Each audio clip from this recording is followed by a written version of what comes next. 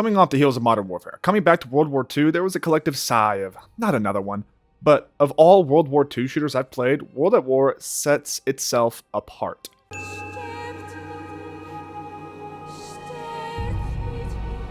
Sets itself apart from the moments you open the game. We're greeted with some of the most haunting, somber music I could remember being in a COD game, coupled with images of burning trees, explosions, and ruined cities.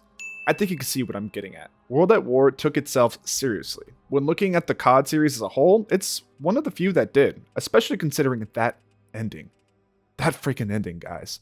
Let's get off the heaviness and bring something else up. I've always loved the different difficulty arts with the text, "You will not survive" for veteran. And considering the setting, yeah. Beyond that, the grenade spam was something I always thought was a joke and a meme. No.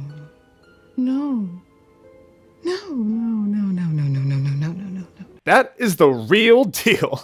Swear the Germans and Japanese had 3D printers on the battlefield with absolute rainstorm you'll experience. I can't believe this is even a win right now, but it is. The days when we felt an obligation to talk about, remember our histories so as not to forget it. The first thing we see is the regime that brought the world to war. Treyarch was a master with their pre-mission cutscenes, cutting in so much information in a blink of an eye, almost so fast it could be confusing and jarring. And I believe that's the point, especially considering we play as and among faceless soldiers throughout World at War, many of whom are confused on where the enemy is, when we're shipping out, where's the supplies, and sometimes why are we even fighting? Plants the player right alongside that confusion as much as a game can. Finally, always giving us all the context we need before a mission begins without bogging down the pace and getting us straight into the action.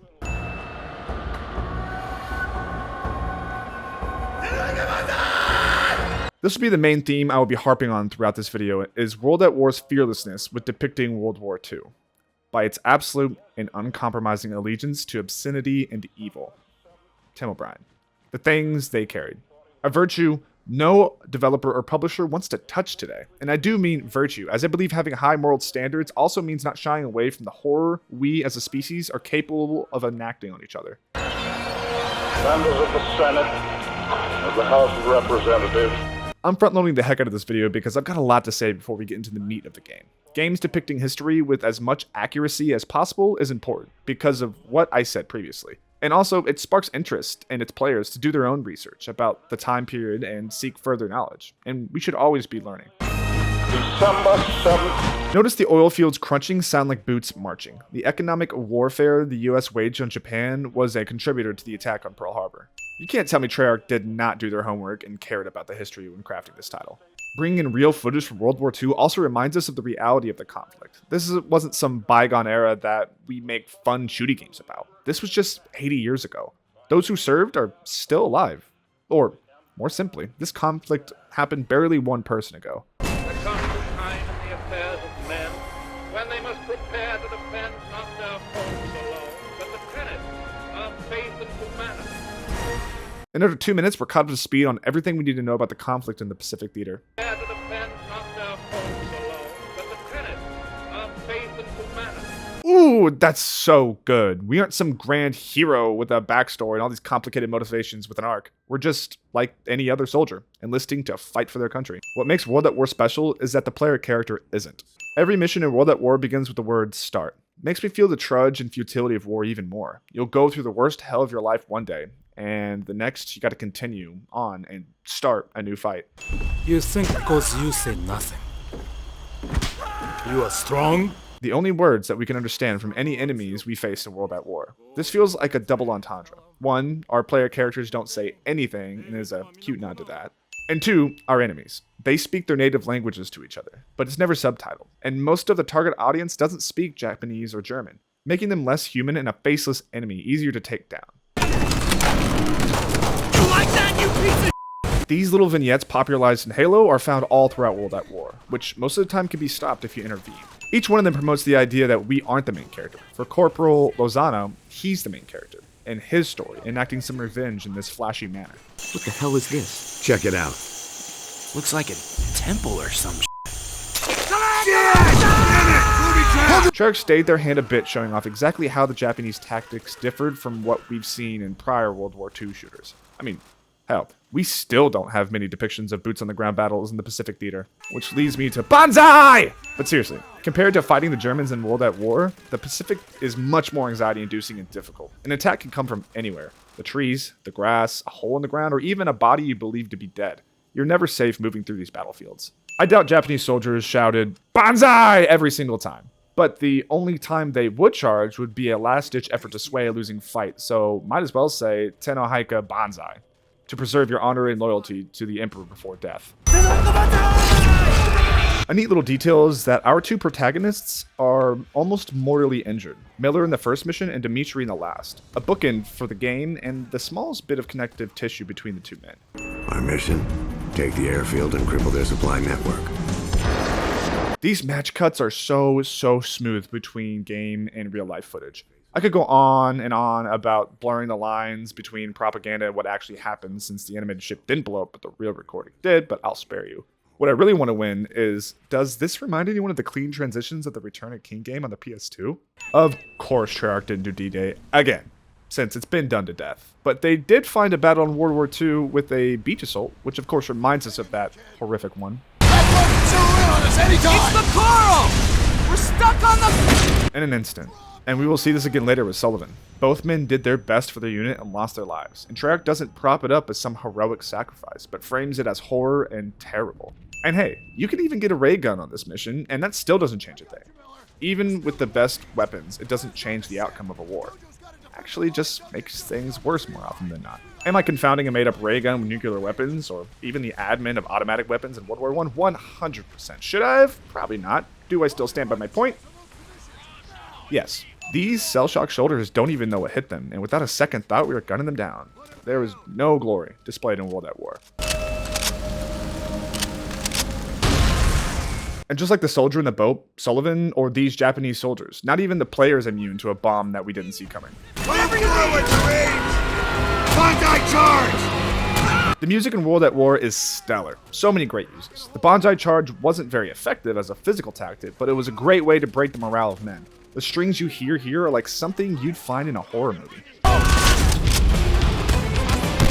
There's a lot of rock-type music used in the Pacific side of things that caught me by surprise. At first, it felt out of place in this gritty depiction of World War II, but thematically, with Treyarch's vision, I think it worked very well.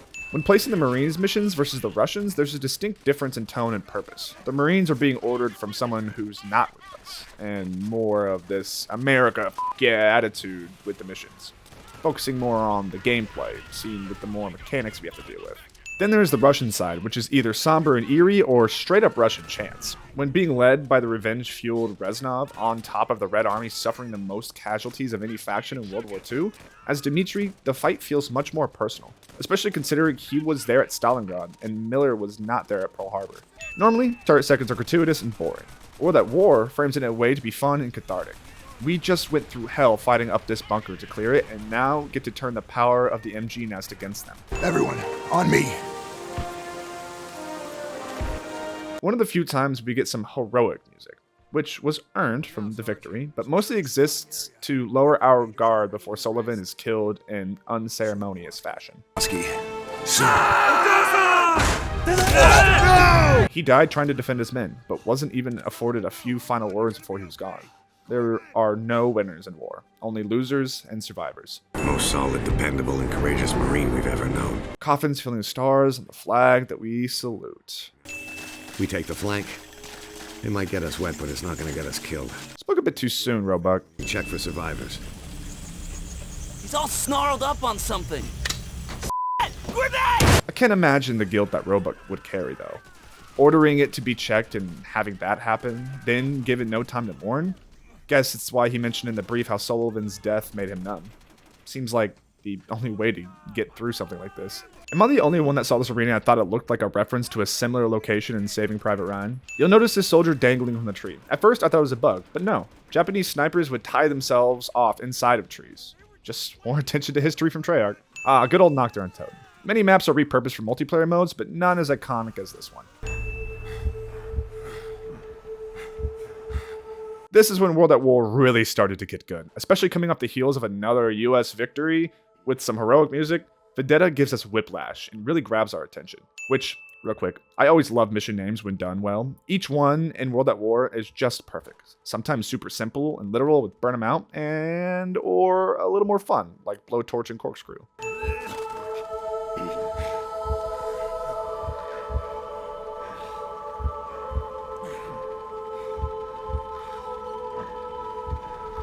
And once again, the music just delivers. So beautiful, like a song to welcome us into heaven, but with this dark, depressing minor key, mourning the brutality of Stalingrad. Then the cherry on top of the crows pecking at the dead soldiers. Crows often represent transformation and change. With Reznov, we see him hate the Germans for their brutality, only to later to become just like them and throw it back at them. Just what a shot. What a scene. Easily the most iconic scene in World at War, and actually, Call of Duty as a whole. It's so neat that Cherek used that soundbite and song often in zombies. Dimitri comes back from the dead to wreak havoc, just like a zombie. My injured hand means I can no longer aim. But you will do it for me. Reznov was introduced as a sniper and stalker, not wanting to get too close to the action. After the events of Stalingrad, we always see him with an SMG, wanting to see his revenge up close and personal. For days, I have crept through shadows like a rat. Remember that line because it'll become important later. This place, once echoed with conversations of friends and lovers. No longer. Just 2 lines and some imagery get across the insurmountable amount of loss and grief that 1,000 words would never be able to surmise. We will take the fight to their land, to their people, to their blood. Foreshadowing. But does it even count since we know the history? Oh well. Now the game is cat and mouse. And Reznov is tired of being the mouse. Killing this man is just... Step 1! Ha! Did Reznov just roll the mystery box? They are trying to burn us out! Kind of like exterminators now. Dimitri, we thought you were among the dead in the massacre at the square. He was. Among them, but not one of them. Dimitri is constantly believed to be dead and keeps coming back to life. And with Reznov's line about him being the heart of the Red Army, there was no way Dimitri could live in the Cold War timeline, as Stalin had little need for heroes, which is what Reznov calls him at the end. Not a word is said, but Reznov glances at these Russians who were clearly executed. A moment you can miss entirely if not looking, but so important for who Reznov becomes. Either Troyek was lazy on the animation, or purposely had Reznov enter the water properly and safely. I'm going with the latter. It's so funny that the character designs for our main zombies crew were all based off a generic soldier in each of the factions of World at War. Dempsey and Nikolai are an exception, I guess? So half. Finish those rats! Remember that line I told you to remember? He used to identify as a rat, but not anymore. Like Reznov said at the beginning of Vendetta. The arrogance of their leaders is matched only by the brutality of their soldiers. He is now displaying both those qualities. And Chernov! I am not hearing gunshots! There is no point, Sergeant. They are already bleeding to death. Chernov's the best. A good man through and through. Hard to reconcile my feelings because all I see is Nikolai, but all the same. He's a sweetheart and needs to be protected. Are we to shoot them in the back? The back! The front! Hey! Whatever you do! Just so long as they are dead! Reznov and Chernov are our devil and angels, and it's completely up to us to choose which side we want to follow. Let's see how things have changed, my friend! Now it is their land! Their people! Their blood! There it is. Call back. Dmitri! Ride on one of the tanks! You have earned the rest! Chernov! You have not! It's pretty messed up that brutality is being rewarded, but damn, did it make me chuckle. I appreciate how much Treyarch made us fear MG bunkers. There's no approaching it. No dip, duck, dodge, diving around it. You gotta be smart on the approach. Radio command. Tell them we've cleared the mortar pits. This was a 5-minute mission that solely exists to highlight the use of the flamethrower in World War II. Sometimes simple is the most effective. We all saw firsthand what that means when we hit shore. Any attempt to bring in reinforcements just leads to the same outcome. Haha! I like having our previous experiences come back to play later on. Makes me more invested in taking out that gun knowing what it can do to my allies firsthand. Something lost on more recent COD games is the semblance of battle lines. I know warfare has changed, but still. Having lines in the sand like this and having to slowly, methodically move up a battlefield is way more fun to me than just being surrounded all the time. Move along the gully. Watch the trees! Appreciate all the callouts because I constantly forgot about them up there. There's a certain charm about World War II era weaponry, as no two guns really looked alike outside of pistols. Modern shooters have these futuristic guns that all pretty much look the same and blend together. If you're gonna make a game, you gotta have one stand out from each other, you know? Looking at you, Black Ops 3 and 4. Leave it to Treyarch to always do the fun stuff. Vehicles were something that never took off in COD, and I wish it did. The maps constantly give us good updates on where the battle lines are drawn. Having context and seeing the geography goes a long way in enjoying a fight or battle sequence. When you don't know where things are in relation to each other, things stop having stakes. Sergeant! They're our survivors! These criminals raped and marauded their way through the motherland without mercy! They deserve none in return! At about this point, we've kind of seen all that World at War has on offer when it comes to its themes and its goal with the portrayal of war. But the fact that we've still got 4 missions left with the Russians actually helps this sentiment. Reznov has been hellbent on this revenge notion and berating Chernov, and having another 4 missions of him doing this, fighting through the hell of Berlin to come around at the end, makes that growth mean so much more. Vendetta conditioned us to the Russian side, and we didn't even see them execute those men against the wall in Stalingrad. This revenge has seemed justified. Then we see it flipped on us. Now we're the brutalizers. It's up to us to question and decide how we feel about this. Many Germans during World War II had no idea about the atrocities being committed and believed the propaganda entirely. I think that's an important thing to remember when looking back on this conflict. And the notion of calling Hitler evil or villainous gives him too much power, makes him seem otherworldlier, like a movie cartoon villain. Remembering that he was just as human as us is also important. Knowing that a person not too dissimilar than us can be capable of that. Fighting through this asylum is quite apt, as war is just kinda insane. On so many levels, I'm sure you understand.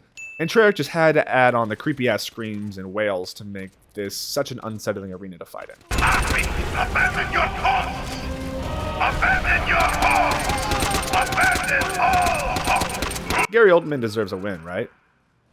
Right? The thing that is otherworldly is what war does to places and people. Berlin doesn't even feel like planet Earth anymore. It's been turned into this hellscape. Treyarch's design of it too is just dripping with atmosphere. Often you'll see these animations of wounded soldiers just lying bleeding, having given up. Adds so much to the immersion. Do you think these men will be denied their revenge? That comes only 2 ways. Fast or slow. You should have shot them, Trent. It's only cruel to prolong an animal's suffering. Reznov is flown off the deep end, telling Dmitri that it's my choice, then flagellating Chernov for not shooting them. Which is interesting because I expected Reznov to want them to burn. There's hope for him after all. They had to put 1 mission in there at sea. I mean, we are in the Pacific Theater after all. Having to swap between the guns offered up much more variety than what traditionally would have been 1 stationary gun the entire time. Take out those PT boats! My god, before I ever even played World at War, I knew about the PT boats! Make those shots count! 12 o'clock! We got zeros coming in fast! Oh damn, that was good. The click and the sudden drop in my stomach to then get Gandalf to safety? Sure, it might have felt like a Deus Ex Machina, but it's the only time this sort of thing happens in the whole game, pretty much. And I'm sure it's happened to men plenty of times in World War II. What'd we do? We just got 2, and they're in a bad way! I love that a plane went down, and Black Cat risked their entire crew and plane just to save some lives. And though they only got 2, that's enough. It's the rain, sir. And the mud. Tanks are getting bogged down. Supplies aren't getting through. We can't even get the wounded out. Yes, sir. Understood. We started musing about Roebuck's thoughts on what's going on in early cutscenes, and now that everything seems quite insurmountable, it's just a hollow talk with his commanding officer being tasked to push on. The toll that's being taken on him is clear. Outstanding, Marines! Outstanding!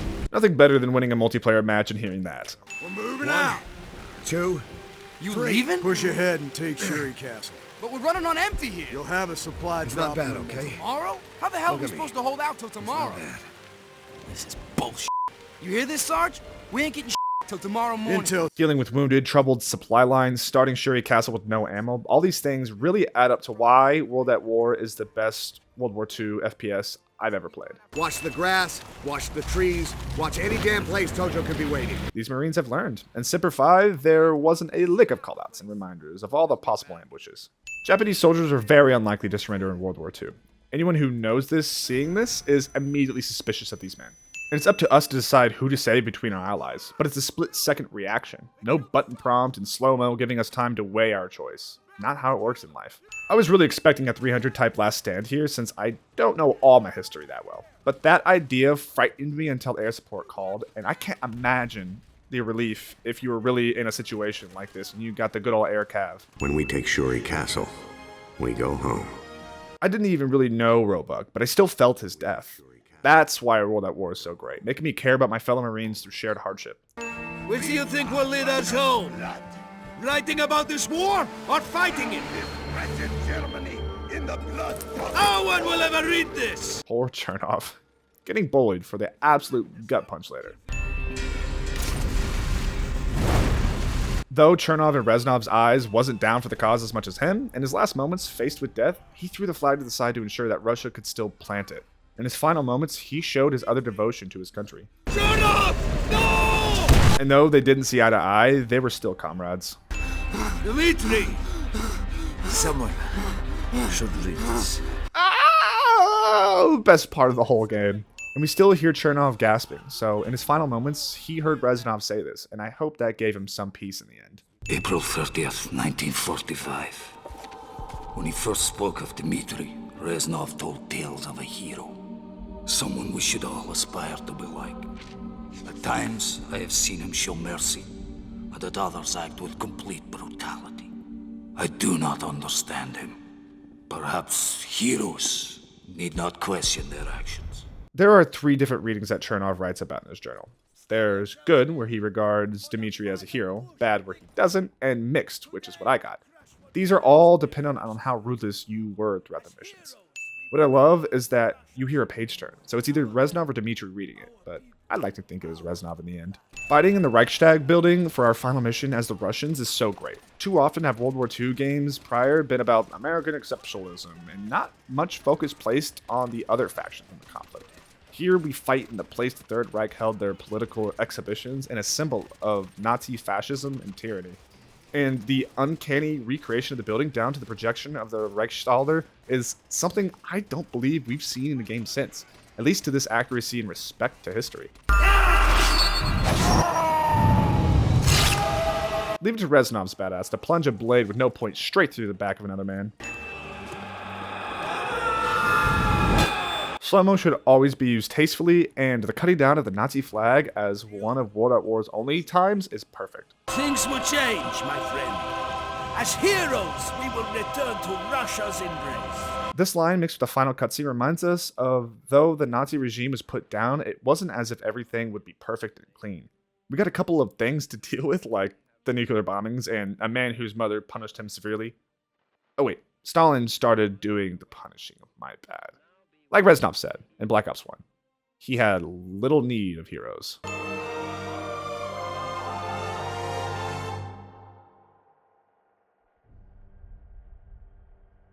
That is why World at War will be the best World War II game ever created, acknowledging the atrocity of Little Boy and Fat Man, giving us the music to match how the world should feel about it. But once we see the mushroom cloud, absolute silence. Silence for all the lives lost. Silence for what these weapons have done. Silence for what it means having these weapons hang over all our heads for the rest of our lives. And the fulfillment of his most cherished wish of freedom, tolerance, and justice.